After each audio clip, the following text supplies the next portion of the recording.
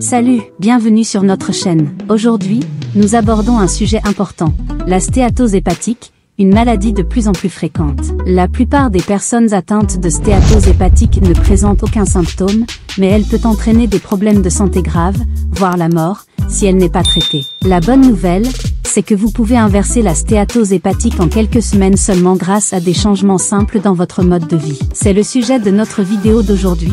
Comment inverser la stéatose hépatique en 4 semaines? À l'époque, la stéatose hépatique était principalement observée chez les alcooliques chroniques, mais aujourd'hui, elle touche de plus en plus, même parmi les jeunes et ceux qui ne boivent pas. Cela est principalement dû à une mauvaise alimentation et à de mauvaises habitudes de vie. Mais comment savoir si vous avez une stéatose hépatique? Il existe des tests, tels qu'une échographie abdominale, qui peuvent détecter une stéatose hépatique et mesurer la quantité de graisse dans votre foie. Certains tests sanguins peuvent également indiquer des problèmes hépatiques, tels que les enzymes hépatiques, des marqueurs d'inflammation comme la ferritine et la CRP, les taux d'insuline et l'acide urique. Assurez-vous de discuter de ces tests avec votre médecin lors de votre prochain examen pour évaluer la santé de votre foie. La bonne nouvelle est que le foie a une incroyable capacité à se régénérer. Voici les étapes clés pour détoxifier votre foie et lui redonner la santé. Premièrement, c'est évident, mais arrêtez de boire de l'alcool si vous le faites.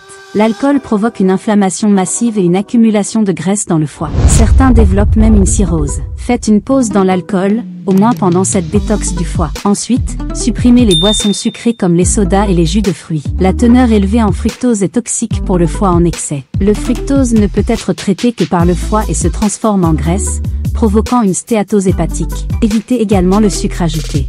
Le sucre contient du glucose et du fructose, qui, comme nous le savons, provoque une accumulation de graisse dans le foie et élève les niveaux d'acide urique. Essayez de supprimer autant que possible le sucre ajouté, y compris les aliments transformés sucrés qui contiennent souvent du sirop de maïs à haute teneur en fructose. Mangez de vrais aliments entiers pendant cette détox, pas des produits transformés pleins de sucre et de conservateurs. Vous serez étonné de voir à quel point votre santé s'améliore. Évitez également de faire des jus de fruits et de manger de grandes quantités de fruits riches en sucre tels que l'orange, la mangue, l'ananas, etc. Trop de fructose provenant des jus et des fruits peut bombarder votre foie. Éliminez la farine de blé et le gluten, car ils augmentent les niveaux de sucre dans le sang et d'insuline, contribuant ainsi à la stéatose hépatique. Enfin, prolongez l'intervalle entre les repas en consommant des aliments plus nutritifs. Cela permet à votre corps d'exploiter les réserves de graisse pour produire de l'énergie, ce qui aide à brûler l'excès de graisse dans votre foie. Assurez-vous de consulter votre médecin, car les médicaments contribuent grandement à la stéatose hépatique.